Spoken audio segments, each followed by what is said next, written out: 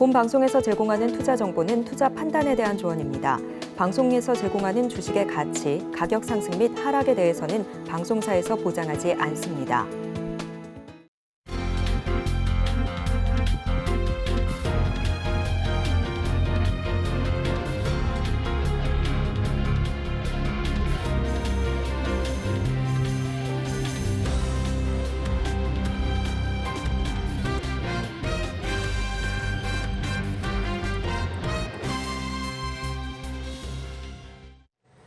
시청자 여러분 안녕하세요. 오늘을 돌아보고 내일을 준비하는 오늘장 내일장 일부 진행의 백선혜입니다. 오늘 경상수지가 발표됐습니다. 석 달 연속 흑자를 기록하긴 했는데 이걸 뜯어보면 그다지 좋은 소식은 아닙니다. 수출이 개선되지 못한 상태 속에서 수입이 더 줄어들면서 불황형 흑자가 이어진 것으로 보이고 있습니다. 시장의 분위기도 그다지 좋지 못하네요. 역시나 하락세를 보이고 있는 양대 시장입니다. 외국인 투자자들은 3거래일 연속 시장에서 발을 빼고 있는 모습이 나타나고 있고요.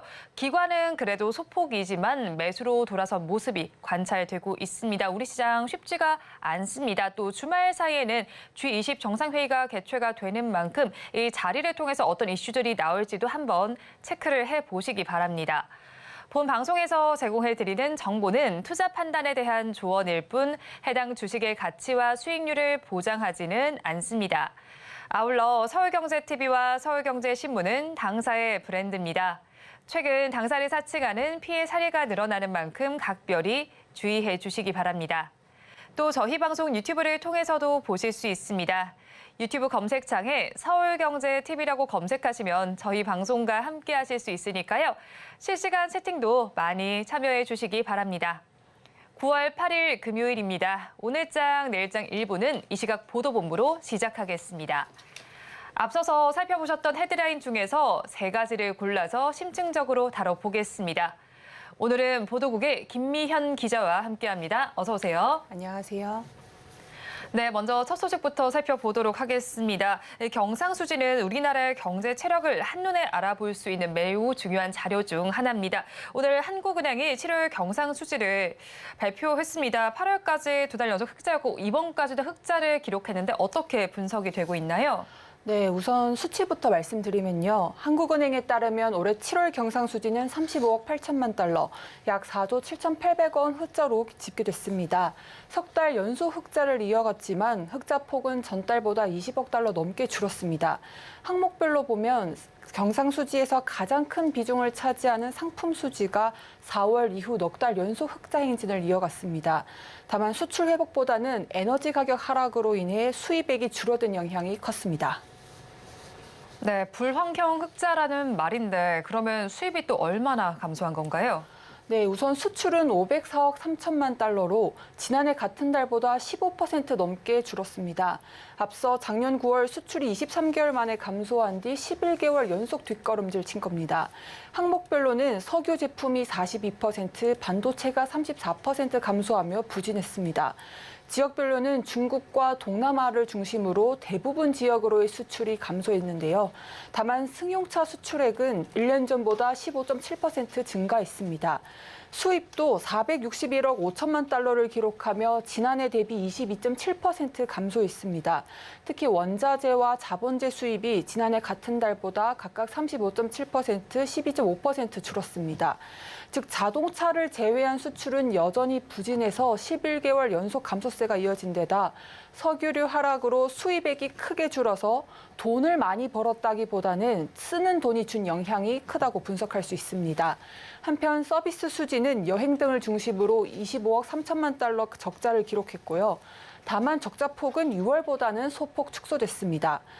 또 국내외를 오간 임금과 배당 등을 나타내는 본원소득 수지는 배당 소득을 중심으로 29억 2천만 달러 흑자를 기록하며 석 달 연속 흑자를 기록했습니다. 다음 소식입니다. 올해 부동산 규제가 완화되면서 주택 매수 심리가 살아나고 있는 모습입니다. 아파트 매매 거래량이 늘었다고 하는데 어느 정도로 나타나고 있을까요? 네, 부동산알 114에 따르면 올해 상반기 아파트 매매량은 약 20만 건으로 작년 하반기보다 9만 건 증가했습니다. 작년 하반기보다 77% 늘어난 수치인데요. 지난해 3, 4분기에 각각 5만여 건에 그쳤던 매매량은 올 1분기 8만 9천 건으로 늘어난 뒤 2분기에도 11만 5천 건을 기록하며 증가세를 이어갔습니다. 구체적으로 보면요, 제주도를 제외한 모든 지역에서 작년 하반기보다 올해 상반기 아파트 거래가 활발하게 이루어졌습니다. 특히 수도권에서의 증가세가 두드러졌는데요. 서울, 경기, 인천의 상반기 매매량은 총 8만 3천 건으로 작년 하반기보다 2배 이상 많았습니다. 우선 경기도에서 올해 상반기 5만 2천 건이 매매됐는데 이는 작년 하반기보다 3만 건이 늘어난 수치입니다. 17개 시도 가운데 증가폭이 가장 컸습니다.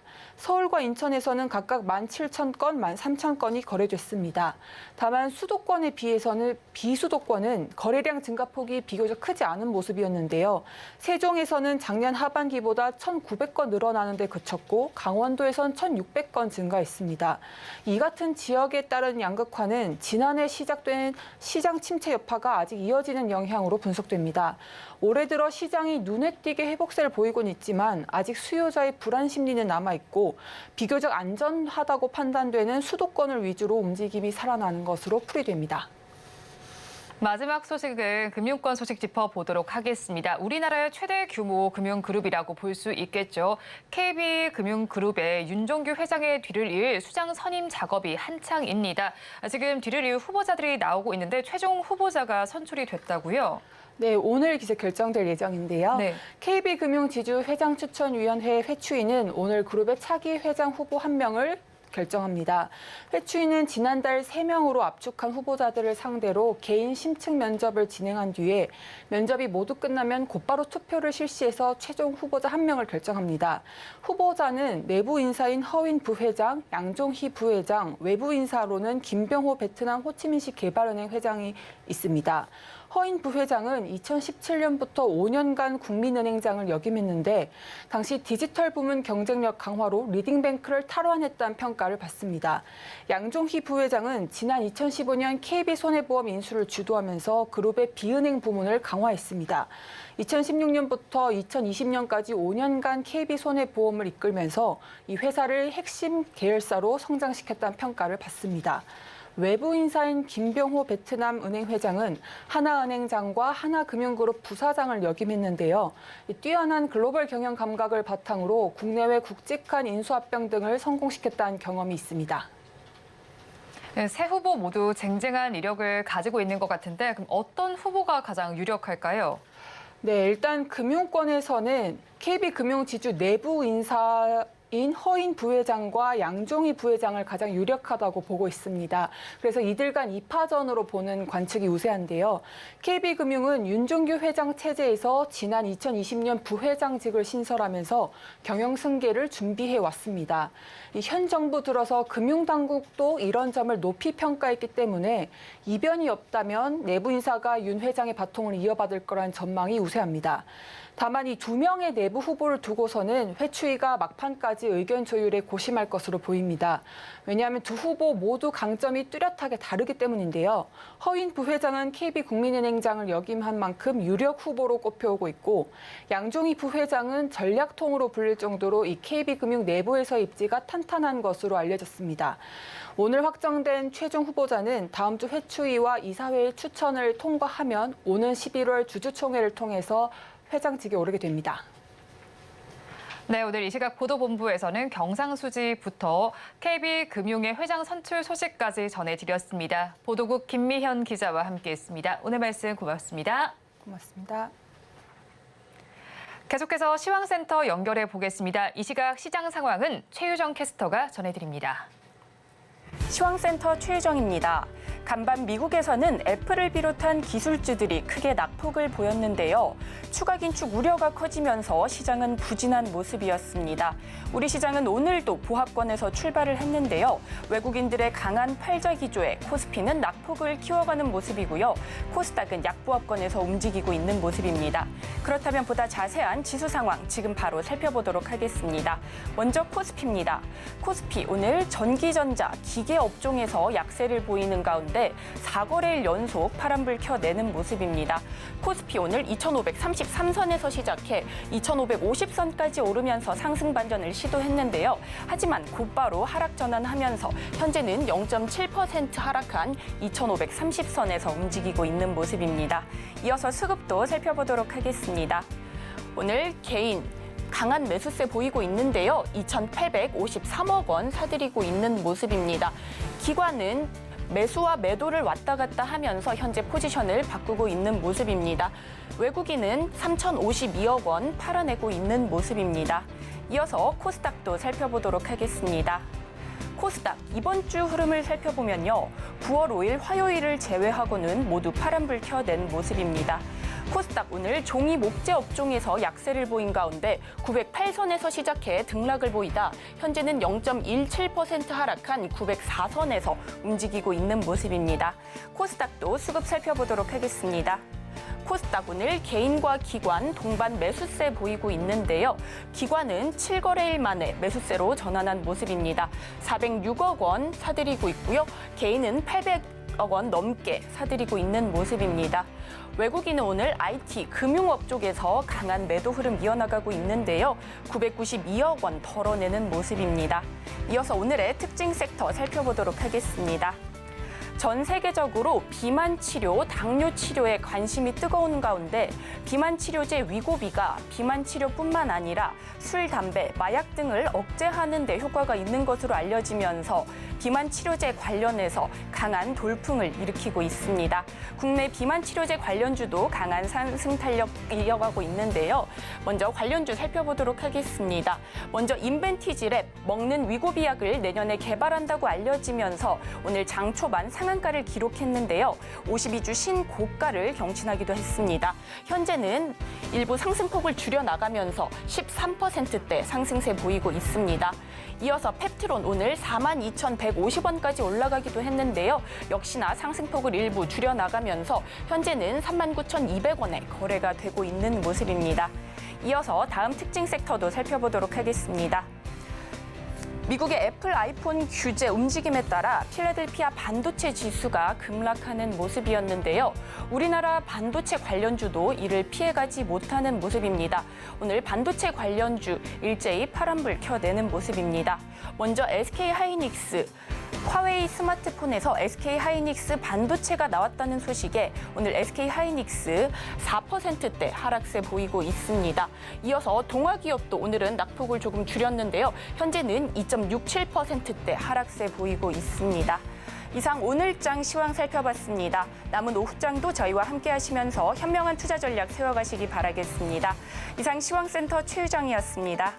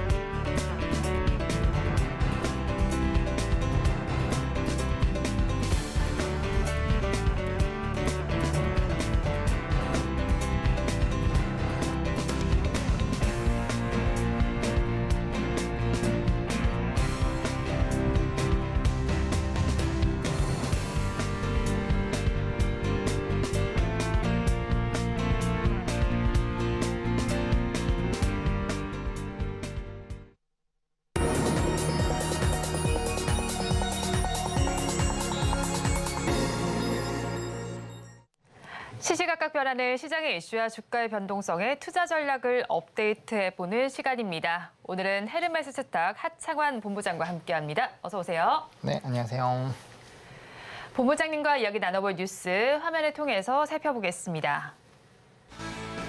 서울경제신문에서 발췌한 내용입니다. 어제 블룸버그 통신은 중국 정부가 중국 대형 비료 제조업체 일부에 신규 수출 계약 중단을 요구했다고 보도했습니다. 중국은 세계 최대 요소 생산국인데요. 중국의 요소수 수출 중단으로 글로벌 시장에서 관련 상품 부족 현상이나 가격 상승 촉발 가능성이 대두되고 있습니다. 관련해서 KG케미칼과 롯데정밀화학, 조비, 누보 등에서 강세가 관찰되고 있습니다. 자세한 내용 짚어보도록 하겠습니다. 네, 먼저 블룸버그 통신에서 나와 있는 보도를 좀 살펴보도록 하겠습니다. 중국 정부의 지시에 따라서 중국 대형 비료 제조사들이 이달 초부터 요소 신규 수출 계약을 체결하지 않고 있다라는 보도가 나와 있습니다. 관련해서 오늘 종목들이 좀 움직이고 있는데 이 보도 내용 저희가 어떻게 봐야 할까요? 일단 모든 이런 이 원자재 관련된 부분에서는 이제 공급이나 수요단에서의 좀 이벤트가 생기면 당연히 이렇게 부각이 될 수밖에 없습니다. 네. 게다가 다들 아시겠지만 요소수로 이전에도 한번 엄청나게 시끄러웠었잖아요. 있었죠. 그러니까 그런 전례가 있으면 그때 얼마나 올랐지, 그리고 그때 수급이 쏠렸었던 경험들이 있기 때문에 좀 강력한 수급적인 기조가 만들어진다라고 보시면 좋을 것 같고요.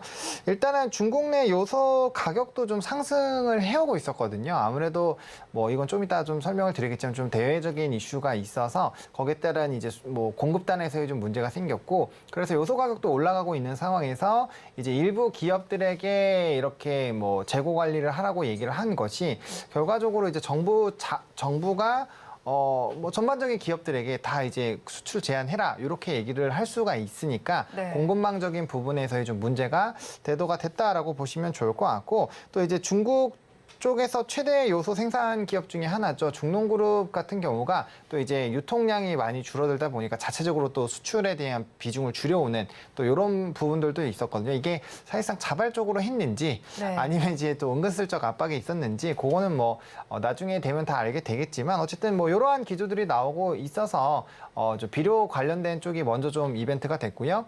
그리고 이전에도 이런 요소수 관련된 이벤트가 터졌을 때 좀 전방위적으로 이 테마가 돌았잖아요. 네. 이제 비료 움직이면 사료 곡물 움직이고 거기서 음식료도 움직였었고 또 요소수를 판매하는 거에 영향이 있는 그런 기업들은 전부 다 좀 상승률이 나왔거든요. 그래서 요즘 특히나 이제 테마적인 흐름을 좋아하는 또 시장이다 보니까 그런 전반적인 부분들이 결과적으로 오늘의 좀 이슈를 조금 더 이렇게 커지게 만든 것이 아닌가라고 생각을 하고 있습니다. 네, 요소 가격도 올라가는 상황에서 중국에서 요소 공급을 조절을 하면 좋겠다는 이야기가 나왔는데 앞서서 본부장님께서 말씀해 주신 이슈가 한 2021년쯤에 나왔던 걸로 기억을 하고 네네네. 있습니다. 그때 당시에 한국 정부의 경우에는 수급처를 좀 다변화하겠다라고 이야기를 하긴 했거든요. 근데 제 경우에 그때 당시에 의존도가 70% 정도였는데 지금의 의존도를 살펴보니까 거의 90%에 달하고 있어요. 오히려 지금 수치가 높아진 이유가 좀 궁금하고 그때처럼 요소수 대란이 다시 또 재현될 가능성도 있을까요?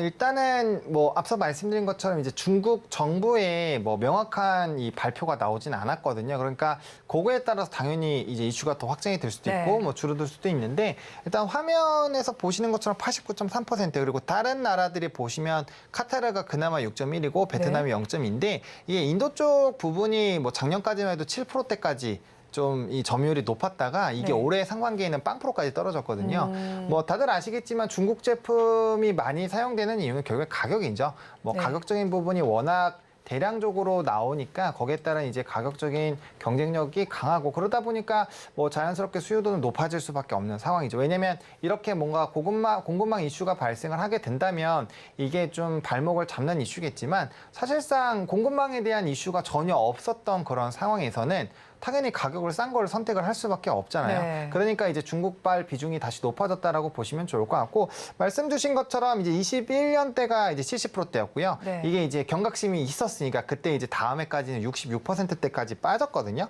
근데 이제 한동안 또 이슈가 없으니까 당연히 가격 싼 걸 선택해서 다시 좀 올라왔다라고 보시면 좋을 것 같고, 근데 왜 이 요소수에 대한 수출 이슈가 생겼는지를 좀 살펴보셔야 되는데 제가 또 찾아보니까 인도네시아산이 지금 이제 이 인도 쪽에서 대형 입찰을 해버렸대요. 요소수를 거의 다 그러니까 많은 물량들을 다 가져가니까 이게 유통될 수 있는 물량 자체가 거의 없는 거죠. 이게 거의 100만 톤을 해버렸거든요. 네. 그러니까 단기간에 물량이 없으니까 이제 국내 유통이나 거기에 따라 이제 가격이 높아지는 거고, 그러니까 이제 이걸 더 수출을 해버리면은 사실상 이제 국내에서 유통할 수 있는 양이 적어지면 자국은 피해를 많이 보잖아요. 그러니까 그런 것도 중국 당국에서 싫어하겠죠. 그래서 이제 이러한 이슈가 발생이 된 거거든요. 근데 이거는 단기전에 일단 모멘텀을 보셔야 돼요. 그래서 이게 정부 정책으로 아예 확장이 돼서 멈춰 나갈지, 네. 아니면은 뭐 자체적으로 지금 앞서 말씀드린 뭐 중농기업 그룹이라든지 이런 쪽으로 줄여 나가고 있잖아요. 그러면 거기에 따라 이제 수요가 단기간에 또 해소가 되면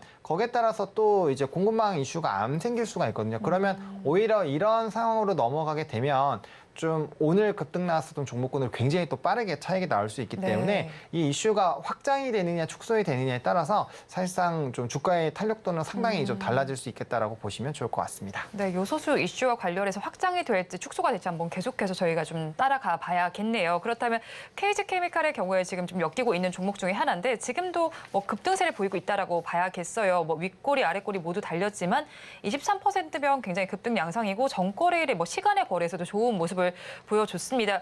그리고 지난달 말쯤이었죠. 액면 분할 이슈가 있으면서 유통 주식수가 확대되기도 했는데 이 주가 자체만 지금 차트만 놓고 보면 하락에서 좀 반전을 꾀하는 모습인 것 같아요. 그러면 가지고 계신 분들께서는 대응 전략 어떻게 가져가야 할까요? 저는 사실상 뭐 오늘이나 아니면은 다음 거래일 정도까지 해서 일단 좀 일부 물량을 정리를 하시는 게 맞지 않을까라는 생각이거든요. 왜냐하면 이게 이제 장 초반에 대거 상한가에 들어가 있었던 종목군들이 지금 다시 20%대까지 조금 빠져 있는 상황이거든요. 그러면은 뭐 조비도 원래는 상한가 들어갔었죠. 근데 이게 지금 상한가가 또 풀렸거든요. 그러면 마지막 막판으로 갈수록 사실상 이게 하방 물량이 또 많이 나올 수가 있어요. 왜냐면 또 주말이고 예를 들어서 중국의 당국으로 확대가 되는 이런 부분으로 된다면 당연히 추가적인 급등이 나오겠지만 그게 아닌 상황에서 만약에 주말 사이에 뭐 지금 오늘 같은 경우 비만이라든지 또 이런 바이오 쪽으로 굉장히 수급이 쏠리고 있잖아요. 네.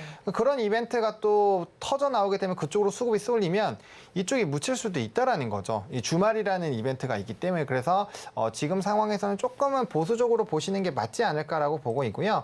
통상적으로 액면 분할을 하고 나서는 주가가 좀 빠지는 경우가 많습니다. 왜냐하면 유통 주식 수가 늘어나는 거는 기업이 계속적으로 이벤트를 받거나 하면 당연히 이제 조금 많은 거래량을 동반해서 추가적인 상승력을 만들 수 있고 가격적인 부분이 떨어지다 보니까 접근도는 높아지죠. 대신에 이제 유통 주식 수가 많아진다라는 건 그만큼 무거워진다라는 얘기거든요. 근데 대주주들의 이런 부분들을 포함을 해서 이제 유통 주식 수를 좀 보게 되면 이전보다 6배가 더 많이 늘어났다는 거죠. 네. 그러면은 이렇게 급등력이 단기간에 나오고 거기에 따라서 이제 거래량이 많아져도 이전보다는 조금 더 강력하게 상승력이 나올 수 없다라는 거죠. 유통 주식 수가 적다라는 거는 고가 행진을 계속할 때 따라잡는 거는 힘들지만 대신에 상승력은 굉장히 가파르게 나타난다는 장점이 있습니다. 근데 이제 유통 주식 수가 많으면 편안하게 접근할 수 있는 건 있지만 오히려 주가가 상승력이 나올 때는 또 이 발목을 잡는 그런 또 역할을 하거든요. 물론 이전에는 너무 적었기 때문에 그리고 이 회사가 뭐 PBR이 1배도 안 되고 뭐 PER도 굉장히 낮기 네. 때문에 사실상 동종업계에 대비해서는 굉장히 싼 주식인 건 맞지만 이 이슈가 사실 저평가 매력도로 지금 부각이 된 게 아니라 롯데정밀화학과 더불어서 KG케미칼이 이런 요소수 쪽의 점유율이 상당히 과점 시장이니까 그쪽이 부각이 돼서 오른 거잖아요. 그러면 이거를 단순히 테마적으로 봤을 때는 유통주식 수가 많아진 거는 그렇게 좋은 상황은 아니라는 거죠. 그래서 그런 관점에서 본다라고 한다면 오히려 뭐 물론 다음 거래일에 앞서 말씀드린 이슈가 이렇게 바뀌면 거기에 따른 추가적인 상승력이 나올 수 있지만 만약 이 상황에서 이슈가 추가적으로 더 확대가 되지 않는다라는 부분으로 본다면 지금은 좀 보수적으로 보시는 게 맞다. 왜냐하면 액면 분할 이후에도 주가가 많이 빠졌고 네. 거기에 따라서도 좀 한 일주일에서 2주일 정도는 거래일 동안에 좀 조정 흐름들이 나왔거든요. 그러면 그 안에서 좀 매수가 들어왔던 물량은 뭐 금일장에서 다 팔아도 단기적인 수익이 많이 날 수 있는 자리이기 때문에 이럴 때는 조금 보수적으로 보시는 게 맞지 않을까라는 생각입니다. 네, KG케미칼의 경우에 보수적으로 보면 좋겠다라는 의견을 주셨습니다. 그러면 또 유니온과 유니온 머티리얼도 좀 살펴보도록 할게요. 유니온의 경우에도 지금 음봉으로 전환이 되어 있네요. 그래도 12%대 강세 정도는 보여주고 있고 유니온 머티리얼의 경우에도 3.94% 강세를 보여주는데 또 음봉으로 전환이 되어 있습니다. 사실 또 오늘 상승세를 보이다가 좀 주가가 꽤 많이 밀리고 있는 것 같기는 해요. 그러면 최근의 주가 양상은 어떻게 보셨고 또 주가가 추가로 상승할 여력은 또 있을까요? 사실 이제 이 유니온 머티리얼과 유니온과 유니온 머티리얼은 제가 이전에 마감장에서 소개를 드려서 뭐 100% 넘게 수익도 났었던 이런 종목군들인데 최근에 주가가 상당히 좀 많이 눌려 있습니다. 그러니까 요것도 마찬가지죠. 유니온과 유니온 머티리얼이 오늘 급등이 나온 이유는 이제 불소원에 대한 지분을 가지고 있다라는 부분이거든요. 그러니까 5대 요소 회사 중에 하나죠. 그러니까 그 부분에서 부각이 됐는데 사실상 지분을 갖고 있는 거지 이게 직접적인 연관은 없습니다. 없다고 봐야 돼요. 그러니까 뭐 이게 표현하는 거에 따라 좀 다를 수는 있겠지만, 그러니까 어쨌든 사업 구조상 직접적인 연관성은 없습니다. 이제 지분을 갖고 있을 뿐이지. 그래서 거기에 따른 뭐 주가의 탄력도는 충분히 받았다라고 보시면 좋을 것 같고, 이런 기업이 추가적으로 급등이 나오기 위해서는 뭐 AKG 케미칼이라든지 뭐 롯데정밀화학이라든지 이런 종목군들이 뭐 상한가를 가거나 추가적인 급등이 계속 나와줘야 돼요. 그렇지 못하면 사실상 차익이 가장 빠르게 나올 수 있는 종목 중에 하나다라고 보시면 좋을 것 같습니다. 근데 이 회사 같은 경우 이제 히토류 관련된 종목이죠. 근데 최근에 이제 이게 지금 요소수가 만약에 뭐 추가적으로 이따가도 말씀드리겠지만 만약에 무역 전쟁에 대한 이런 확장 여파로 만약에 나온 거라면 지금은 저는 그게 아니라고 보고 있거든요. 근데 결과적으로 그러한 3파전 이슈가 계속적으로 부각이 되고 있고, 그러면 거기에 따른 이 히토류에 대한 얘기는 계속적으로 나올 수밖에 없거든요. 그럼 히토류 부분에서의 공급망의 이슈가 되면 이 종목은 이제 페라이트라는 부분에서의 좀 이슈가 됩니다. 이제 마그네슘 자세 관련된 부분인데 그 부분들이 부각이 된다라고 한다면 뭐 추가적인 생산력은 좀 나올 수가 있죠. 근데 최근에 히토류 쪽에서도 포커스가 베트남으로 넘어가고 있거든요. 근데 베트남으로 넘어가면 기존에 뭐 물론 유니온 머티리얼 뭐 이런 종목군들도 가겠지만 지금 그쪽으로 넘어가게 되면 성환이나 세토피아라는 종목이 움직일 확률이 높습니다. 그래서 사실상 관련된 이슈가 언제든지 부각이 될 수 있고 주가가 굉장히 많이 눌렸기 때문에 언제든지 급등력은 나올 수 있는 상황이지만, 만약에 이 종목을 조금 보신다라고 한다면 최근에 이제 윗꼬리를 달렸었던 부분은 확실히 좀 넘어져야 된다고 보고 있거든요. 그래서 유니온 같은 경우는 6,800원 라인이 장대 양봉으로 이게 뚫어주는 이런 기조들이 나타나줘야 추가적인 상승력을 노려볼 수 있지 않을까 싶습니다. 왜냐하면 이 종목이 이전에 8월 21일에도 6,700원 라인에서 확 눌렸고요. 오늘 같은 경우도 6,740원에서 확 눌렸거든요. 그러니까 이 부분이 이전에 그 매물대 라인 부분이기 때문에 뚫어주기 위해서는 정말 강력한 힘이 필요하다라는 거죠. 근데 최근에 상승력이 나올 때 보시면 이전에 주가가 굉장히 폭발력으로 터질 때보단 거래량이 월등히 작습니다. 그래서 이럴 때는 이제 횡보 라인에서 급등력이 나올 때마다 약간 매집봉처럼 진행이 되고 있기 때문에 이럴 때는 좀 빠르게 급등이 나오면 일단 차익 실현을 해주시면 좋을 것 같고, 이평선 자체가 같이 좀 뚫어주는 그런 기조가 나올 때 좀 연속적인 시세 흐름을 바라보시는 게 조금 더 나은 선택이지 않을까라고 생각을 하고 있습니다. 네, 오를 때 차익 실현하는 관점으로 좀 접근을 해보면 좋겠다라는 의미시네요. 그렇다면 또 앞서서 또 좀 언급을 해주셨던 종목들입니다. 뭐 조비와 누보 같은 경우에도 사실 오늘 크게 좀 올랐다가 좀 음봉을 형성 중인데 그래도 급등세는 많네요. 조비의 경우에는 27%대 강세를 보이고 있고 누보 역시 음봉인데 7%대 강세를 보이고 있습니다. 사실 근데 이 두 종목의 경우에는 뭐 글로벌 식량 이슈와도 엮이면서 비료주로도 계속 볼 수 있는 거잖아요. 그렇다면 요소수로만 엮이지 않으니까 비료주와 관련해서 봤을 때 조금 더 긍정적인 시각으로 봐도 괜찮을까요? 사실 거기에서는 조금 보수적으로 보고 있습니다. 왜냐하면 지금 이제 뭐 곡물 협정 종료가 됐죠. 물론 이제 튀르키예와 뭐 소량의 뭐 어느 정도 부분에서의 좀 유통에 대한 얘기는 최근에 있기는 했지만, 어쨌든 지금 이제 기후 변화가 라니냐에서 엘니뇨로 바뀌었거든요. 그러면은 기존에 이제 우리가 먹는 곡물 쪽에서 어떻게 보면 약간 좀 소프트한 쪽, 뭐 설탕이라든지 이런 쪽으로 좀 넘어갔다라고 보셔야 되거든요. 커피라든지. 그러니까 그런 부분에서 생산량 부분을 좀 보셔야 되고요. 물론 저는 앞으로는 이런 생산량에 대한 부분들, 작황에 대한 부분들이 상당히 달라질 것이기 때문에 뭐 사료 곡물이라든지 특히나 음식료는 집중해서 봐야 된다라고 생각을 하고는 있습니다. 근데 지금 당장은 선물 가격이 그렇게 크게 급변동이 나오고 있지도 않고요. 최근에 급변동이 나오더라도 현물로 전달이 안 돼요. 안 되고 있기 때문에 이전에 이쪽 섹터가 강하게 움직일 때는 선물 가격이 급등이 하면 현물 가격으로 반영이 됐었거든요. 근데 최근에는 그런 기조가 전혀 나오고 있지 않습니다. 그렇기 때문에 지금 부분에서는 뭐 재고량이 급격하게 떨어진다거나 그런 이벤트가 없다면 사실상 지금 요소수로만 간다라고 보시면 좋을 것 같고, 만약에 이런 비료나 곡물, 음식료 쪽에서 이런 거와 상관없이 본다라고 하면 단연 음식료로 보셔야 된다라고 생각을 하고 있고요. 그 중에서는 이제 수출 데이터가 상당히 잘 나와주고 있는 뭐 라면 쪽도 지금 살짝은 꺾이고 있는데 사실상 이쪽은 뭐 먹는 쪽이고 한번 문화로 들어가면 벗어나기가 어려운 섹터이기 때문에 오히려 그런 쪽을 보시는 게 조금 더 펀더멘털상 안정적이지 않을까. 그리고 조비의 차트를 보시면요. 네. 최근에 이제 이런 이 전쟁 이슈가 있었을 때 사료곡물 쪽보다도 훨씬 더 못 갔고요. 그다음 계속적인 우하향 기조가 나타나고 있는 상황이고, 그다음에 그마저도 급등이 나오면 이렇게 좀 강력한 꼬리를 만들면서 좀 눌리는 기조가 많이 있었거든요. 물론 요소를 이제 배합해서 비료를 만들기 때문에 조금 더 직접적인 타격이 있을 것이다라는 부분으로 아직까지는 안 눌렸지만, 누보 같은 경우는 보시면 이게 지금 7%이긴 하지만 장중에 상한가 갔었던 종목이에요. 그러니까 고점 대비해서는 22%, 3%가 빠진 거기 때문에 이런 것들의 움직임이 언제든지 나올 수도 있다라는 거죠. 그렇기 네. 때문에 빠른 차익에 대한 그런 이제 분할 매도 관점은 반드시 좀 갖고 보셔야 되는 상황이다. 그리고 중장기로 보실 거면은 차라리 음식료를 보시자라고 말씀을 드리겠습니다. 네, 일단 비료 관련주들은 좀 단기적인 관점으로 대응해 보시고 장기적으로 보신다면 음식료 업종을 한번 살펴보시면 좋겠습니다. 오늘 그런데 요소수 관련된 쪽을 쭉 살펴봤는데 탑픽 종목은 어떤 걸까요?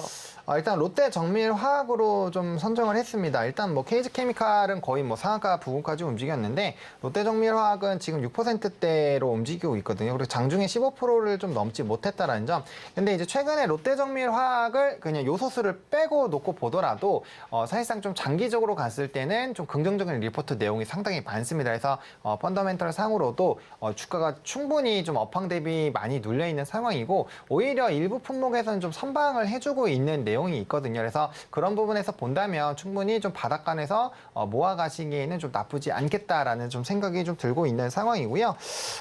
그리고 이제 특히나 이제 그린 소재 사업 쪽이 좀 상당히 좋아질 거라는 점. 그리고 이 회사가 2분기와 3분기가 최대 성수기거든요. 그러니까 3분기까지 최대 성수기가 나오면서 실적에 대한 좀 반응 기대들이 나오고, 최근에 이제 뭐 화학 부분에서도 좀 이제 정유 쪽부터 움직이고 수요가 살아나는 부분에서 좀 기대감이 있거든요. 결국엔 업황이 최악을 거의 지나가고 있다라는 이런 인식들이 있기 때문에 그런 관점에서 턴어라운드를 한다면 너무 부정적으로 볼 필요는 없다 해서 차라리 요소수는 뭐 플러스 알파 요인으로만 보시면 좋을 것 같고, 본업으로만 보더라도 충분히 좀 중기적인 부분으로 보시면 좋을 것 같고, 뭐 순현금 자산 흐름이라든지 보유 가치 등을 봤을 때 이에서도 지금 굉장히 좀 저평가가 되어 있는 회사거든요. 그래서 어느 정도의 상방 룸은 충분히 좀 노려보실 수 있지 않을까. 그리고 업황 개선에 대한 긍정적인 리포트들이 상당히 많이 나와 있기 때문에 그런 관점으로 본다면 뭐 충분히 좀 더 눌렸을 때 뭐 분할 매수 관점으로 유효하지 않을까라는 생각입니다.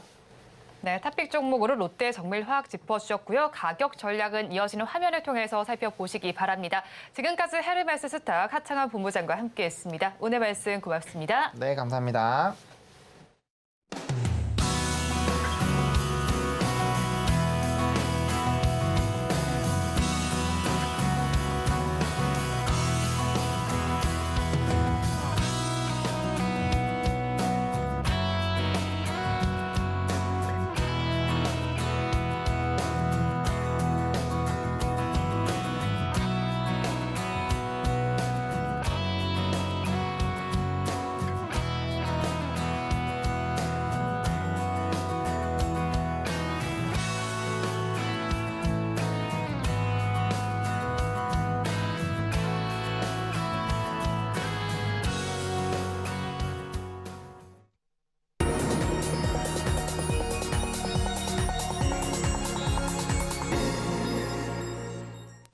마켓리더의 시선으로 글로벌 경제와 산업 트렌드를 체크하고 이걸 수익으로 연결해보는 시간, 고수의 선택 시간입니다.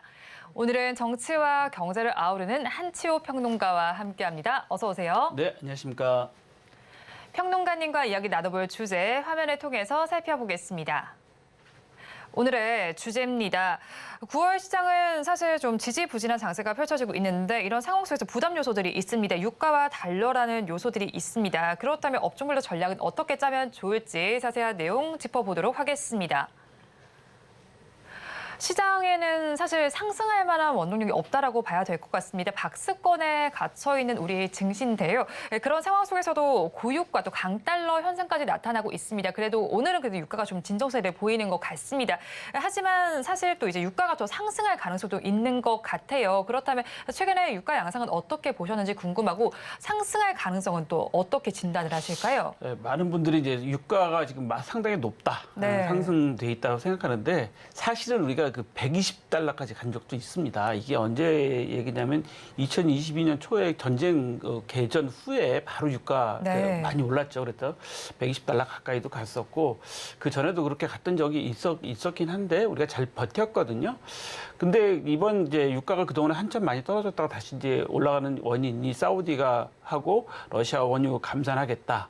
뭐 러시아에 대한 러시아가 원유 수출을 제한 조치하겠다 뭐 이런 이야기 나오고 그다음에 이제 그 단기간에 이제 급등하다 보니까 이제 어제 오늘은 이제 조금 이제 그 네. 진정되는 게 조정 압력을 받는 건데요. 사실은 이제 이걸 우리가 원유를 잘 볼 때 석유 전쟁이라고 저는 이제 표현을 하는데 과거에 베네수엘라를 생각해 보면 네. 베네수엘라가 석유가 많이 나오는 나라라서 베네수엘라, 뭐 이란, 러시아 이런 나라들이 사실은 유가를 가지고 부를 좀 많이 누리고 국가를 운영하다가 한번 이렇게 탁 꼬꾸라진 적이 있습니다. 그게 언제냐 하면 미국이 비축유를 최초로 풀은 적이 있어요. 네. 미국이 하도 유가가 높으니까 그리고 그런 제3세계 국가들이 미국에 대한 어떤 정책에 대해서 이제 반하니까 미국이 실제로 그 비축유를 풀게 되면서 유가가 확 떨어졌어요. 그러면서 베네수엘라가 사실 몰락하게 되는 원인이 되게 된 거기도 합니다. 제가 가만히 살펴보면 이런 것들도 영향이 있기 때문에 네. 사실 이렇게 하다 보면 너무 그 유가가 올라가다 보면 뭐 이란이나 베네수엘라한테 석유 수출을 좀 더 독려할 수 있는 그 네. 이런 서방 선진국들이 그런 요소들도 없지 않아 있거든요. 이번에 아시다시피 이란 같은 경우만 해도 우리나라에서 지금 그동안 그 석유 대금 묶여있던 돈들이 이번에 다 풀어줬잖아요. 네. 풀어준다고 해서 그걸 나갔기 때문에 그렇다면 미국하고 이란도 좀 약간의 화해 모드가 있다. 그다음에 베네수엘라도 그동안 너무 어려웠던 부분이 있기 때문에 인도적인 차원에서 미국에서는 뭐 석유 수출을 좀 독려할 수도 있다. 네. 이렇게 되면 이제 유가가 너무 많이 오른 거에 이제 대항을 할 수 있을 텐데 사실은 이제 유가 문제에 있어서 어떤 문제들이 또 있냐 하면요. 중국이 지금 상당히 사실 에너지 수입을 많이 해야 되는 국가인데 중국이 네. 아시다시피 어제도 발표했지만 수출이 8.8% 감소했다 그러죠.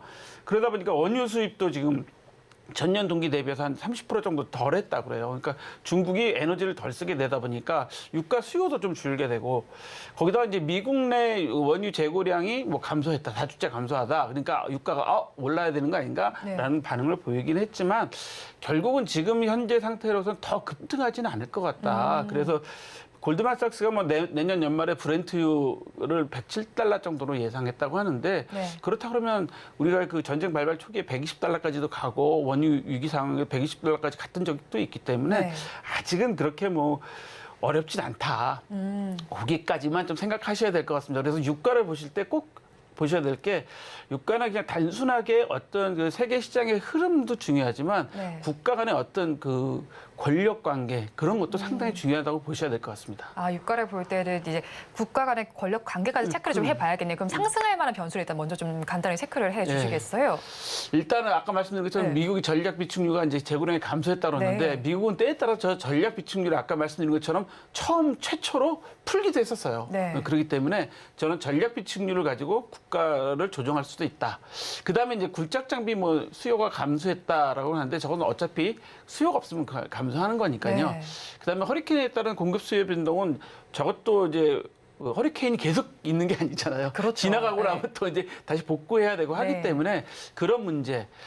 다만 이제 정리를 해야 될 게 오펙의 원유 감산 기조인데 네. 사실 사우디하고 지금 미국하고 사이가 별로 안 좋잖아요. 그러다 보니까 러시아하고 이제 미국, 사우디하고 좀 이렇게 밀착되는 부분을 보인단 말이죠. 네. 그러다 보니까 저는 사실은 1, 2, 3, 4번 중에서 4번 오페크 플러스라고 돼 있잖아요. 오페크 플러스가 이게 러시아 뭐 이런 국가들인데 여기에 감산 기조 때문에 네. 유가가 좀 조정되지 않을까. 근데 네. 사우디는 지금 미국하고 사이가 안 좋은 대신에 사우디는 지금 돈이 많이 필요한 국가입니다. 네. 아시다시피 네옴시티 개발하겠다고 했기 네. 때문에 당장 국가가 돈이 많이 필요하기 때문에 유가가 떨어지게 되면 국가 수입이 줄게 되니까 네. 당연히 가격을 조정하려고 하겠죠. 그러니까 제가 아까 앞서 소장님 말씀드린 것처럼 계속 그것을 우리가 좀 눈여겨봐야 되겠다는 말씀 좀 드립니다. 네, 그렇다면 또 이제 달러 가치에 대해서 좀 살펴봐야 될 것 같습니다. 6개월 만에 최고치를 기록하기도 했고요. 또 중국의 성장 둔화 우려감 역시도 안전자산인 이 달러 가치를 끌어올리는데 좀 협조를 한 것 같아요. 그렇다면 이 달러 강세 기조가 쉽게 꺼지지 않을까요?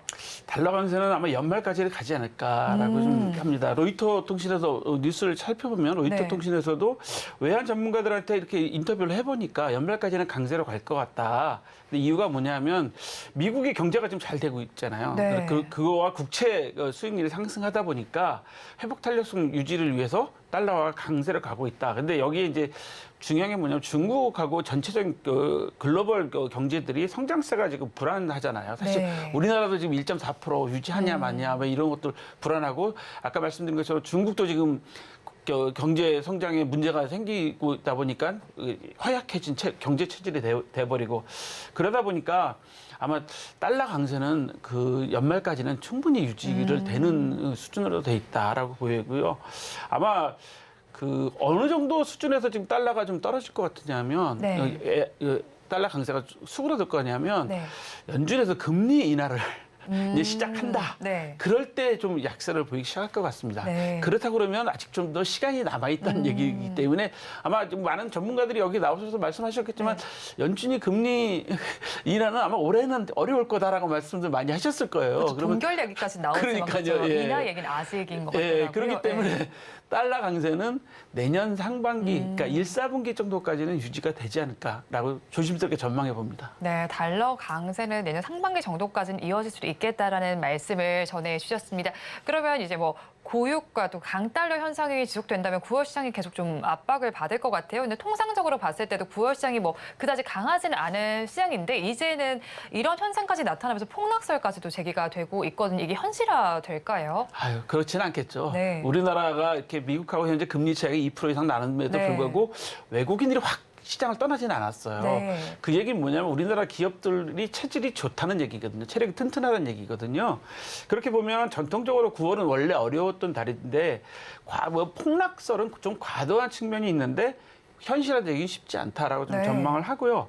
이제 강달러가 글로벌 인플레이션도 초래하고 있고 그다음에 신흥국들이 또 자금 이탈돼서 금융시장에 불안한 점, 그다음에 고유가 때문에 물가 상승 압력이 있는 점, 거기에 따라 금리 인상, 그다음 경기 침체 뭐 이런 게 쭉 이어지기 때문에 이런 것들을 이제 두 가지를 같이 놓고 보면 9월이 좀 어렵다. 우리나라도 외환 위기설도 뭐 지금 9월 외환 위기설도 네. 나오고 했는데 그게 아니다라고 이제 이미 IMF에서 며칠 전에 나온 보고서에서 발표도 했잖아요. 그렇게 보면 어차피 우리나라는 환율이 상승하면 그 수입 물가가 올라가잖아요. 수입 물가가 상승하면 뭐 인플레이션이 어느 정도 될 수밖에 없는 그런 그 어려움 점이 있는데 그 아주 그 위기까지는 아니더라도 어렵다는 것을 아마 표로 좀 느끼시게 될 것 같습니다. 그래서 유가가 올라가면 당연히 수입 물가, 우리나라는 대부분 다 수입을 해야 되니까 수입 물가가 올라가게 될 것이고 그렇게 되면 그 시장이 좀 어렵다라고 하지만 또 반대로 또 수혜를 보는 주들도 있기 때문에 네. 그거는 폭락설까지 가는 거는 좀 과도한 추측이지 않을까 이렇게 보입니다. 네, 그렇죠. 수혜를 보는 종목들도 있겠죠. 그래서 고유가와 관련해서 좀 수혜를 볼 수 있는 종목들을 찾아본다면 정유주가 가장 먼저 떠오르는 것 같아요.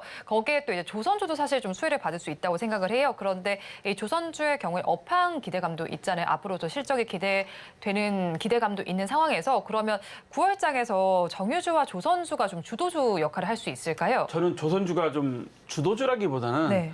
그 관심주로 좀 보셔야 될 것 같아요. 왜냐하면 이미 수주 물량이 많이 늘어나고 있고 네. 뉴스에서도 보시겠지만 일할 사람이 부족해갖고 외국인 근로자를 데려다 쓰고 네. 어제인가 뉴스에 그 보도된 바에 따르면 조선소에서 이 7개 국어를 지금 해야 된다는 이야기입니다. 왜냐하면 그 동남아 각국에서 오신 분들이 7개국에서 오신 그 근로자들이 있을 정도로 지금 인력도 부족할 정도로 일을 하고 있기 때문에 조선은 관심주로 계속 봐야 된다. 다만 조선주는 우리가 늘 봤듯이 사이클을 좀 대비해야 된다. 조선은 네. 항상 사이클이 있기 때문에 사이클을 대비해야 된다는 걸 좀 말씀드리고 싶고요. 우리나라 조선 기술이 뭐 세계 최고인 거는 뭐 더 말할 것도 없고 고급 배를 이제 제가 고급 배라 그러는데 네. 고급 기술을 가진 배를 만들 수 있는 국가이기 때문에 훨씬 하고 일반 그 조선도 제가 해운 관계자한테 좀 여쭤봤더니 네. 죄송한 말씀이지만 중국 엔진보다는 한국 엔진이 100배는 좋다. 네. 그래서 중국 엔진 담배는 추천을 안 한다는 거예요. 그 정도로 우리나라 조선이 강하기 때문에 조선은 실적 개선도 뚜렷하고 업황이 좋지만 다만 한 가지 그 사이클에 좀 대비를 해야 된다는 거 한 가지 좀 관심 가지셔야 될 거고요. 두 번째로 정유주는 이제 정제 마진이 상승하잖아요. 네. 들어오게 되면 우리나라가 사실 정제해서 수출하는 게 좀 정유도 많잖아요. 네. 그런데다가 이제 재고 가치가 올라가죠. 왜냐하면 유가가 올라가니까 저희가 그 가장 크게 그 광우병 사태 때 소고기를 수입을 안 해서 제일 이익 보신 분들이 누구냐 하면 소고기 수입업자들이에요. 이미 미국에서 배를 타고 오는 고기, 이미 창고에 있는 고기들은 가격이 엄청 많이 올랐거든요. 네. 이게 바로 재고평가거든요. 그러면 우리 정유도 지금 우리 정유가 갖고 있는 정유들은 이미 가격이 올라갔기 때문에 네. 비싼 값에 팔 수 있기 때문에 재고 가치 평가로 손익이 확대되는데 다만 아까 제가 말씀드린 것처럼 원유는 국제 정세에 따라서 가격이 오르락 내리락 걸릴 수 있고 네. 예를 들어서 미국이나 이런 선진국들이 서방 국가들이 원유가가 너무 높아서 제3세계 국가들도 어려울 수 있다. 본인들의 우방이죠. 본인들 국가뿐만 아니라 우방도 어려울 수 있다 그러면 유가를 일부 낮출 수 있는 작업도 할 수 있거든요. 네. 그렇기 때문에 국제 정세에 따라서 어떻게 되느냐가 이게 상당히 중요하기 때문에 정유주로 보실 때는 네. 그냥 유가가 올라서 그냥 테마주로 쭉 가실 게 아니라 네. 국제 뉴스를 좀 보시면서 지금 우리 윤 대통령이 해외 순방도 하고 계시고 네. 지금 이번에 뭐 북한의 그 김정은 위원장하고 푸틴 대통령하고도 뭐 회담을 한다 뭐 이런 미국에서 네. 대학가 해서 그런 뉴스가 나오잖아요. 그런 뉴스도 좀 잘 보셔야지 유가의 향방을 정확하게 알 수 있다라고 말씀드리겠습니다. 네, 정유주를 보실 때는 국제 정세를 한번 잘 살펴보셔야 될 것 같고요. 조선주의 경우에는 우리나라가 고부가가치 선박에 대한 강점을 가진 만큼 이 점을 한번 체크를 해보시면 좋겠다는 의견을 주셨습니다. 그러면 또 고유가와 강달러 현상 속에서 수혜를 받지 못하는 업종들도 있잖아요. 좀 피해를 본다라고 하는 업종들도 있을 텐데 사실 또 고유가 이야기가 나오면서 최근 들어서 항공주들이 하락세를 보이기도 했어요. 그런데 네. 항공주는 또 호재 모멘텀이 있는 게 중국인들의 단체 관광 이슈도 있기는 해요. 그렇다면 국내 시장에서 항공주의 방향성은 저희가 어떻게 봐야 할까요? 제가 지금 10월 중에 어디 여행을 좀 갈 일이 있어갖고 네. 항공가를 계속 확인해 보는데 너무 비싸요. 유료 할증료가 엄청 많이 오른 거죠. 네. 유가가 오르게 되니까. 그래서 항공료 가격이 인상되니까 항공사들의 뭐 여러 가지 좋아졌지 않겠냐라고 네. 생각하는데 저는 이거 좀 말씀드리고 싶은 게 중국 단체 관광객도 크게 기대할 사항은 아니다. 왜냐하면 사람이 많이 들어오니까 그 우리가 코로나 때보다 그 많은 관광객이 들어오니까 뭐 물량은 확대되겠지만 그때만큼 이렇게 소비 지수나 이런 게 높지 않을 거다. 아시다시피 뭐 중국 개인 소비자들이 소비력이 현재 감소가 돼 있고 네. 구매력을 과연 유지할 수 있느냐. 물론 이 시기에 여행을 오실 수 있는 분들은 중국에서도 중산층 이상일 거란 말이죠. 그럼 구매력은 있을 거라고 보이지만 과거처럼 그렇게 소비를 할 것이냐.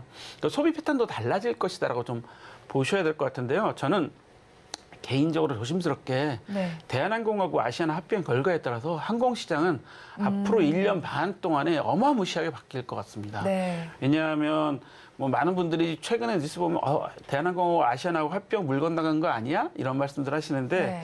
제가 취득한 정보를 취합해 보면 네.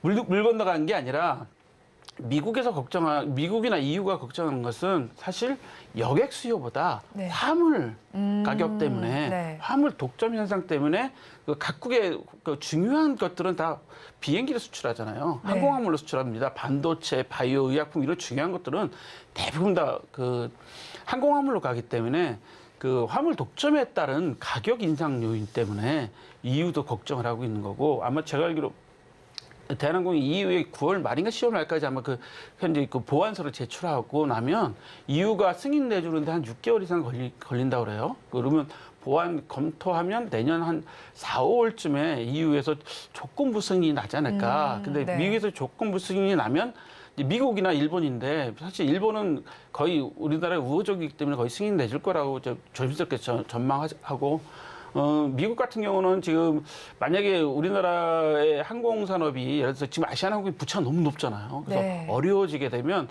오히려 동북아시아 항공시장을 중국이 독점하게 되는 거 아니냐라는 우려를 많이 하고 있다고 합니다. 미국 네. 정부 자체가.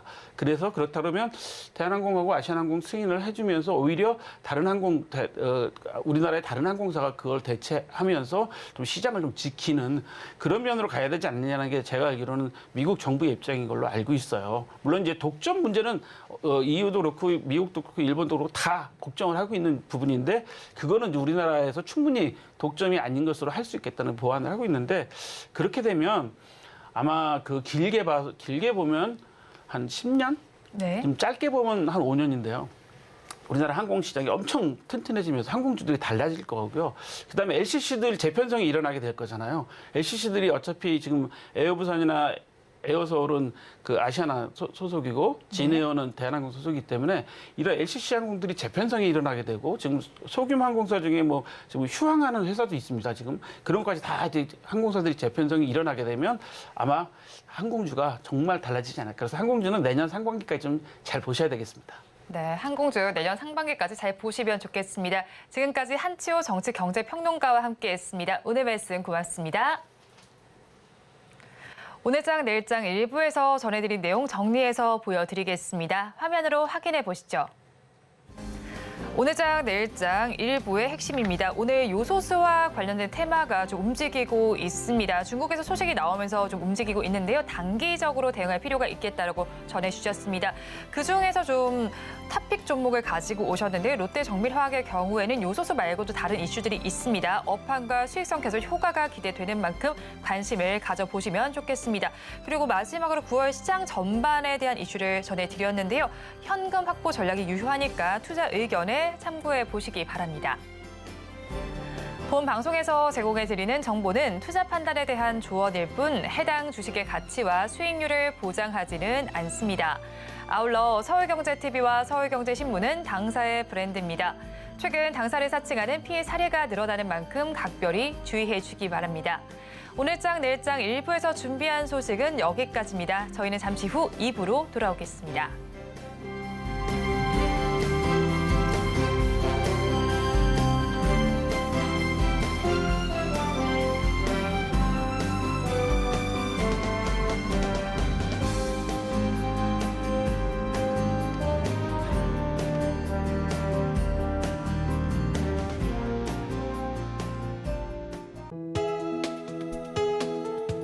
본 방송에서 제공하는 투자 정보는 투자 판단에 대한 조언입니다. 방송에서 제공하는 주식의 가치, 가격 상승 및 하락에 대해서는 방송사에서 보장하지 않습니다.